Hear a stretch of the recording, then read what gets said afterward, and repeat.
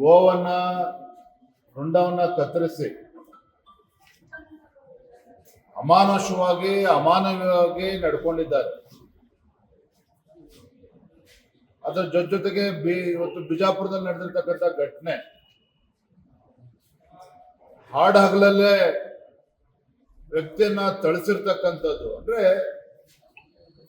ಈ ರಾಜ್ಯದಲ್ಲಿ ಒಂದು ಪೊಲೀಸ್ ವ್ಯವಸ್ಥೆ ಬಗ್ಗೆ ಇವತ್ತು ಜನ ವಿಶ್ವಾಸ ಕಳ್ಕೊಳ್ತಾ ಇದ್ದಾರೆ ಈ ಘಟನೆಗಳಿಂದ.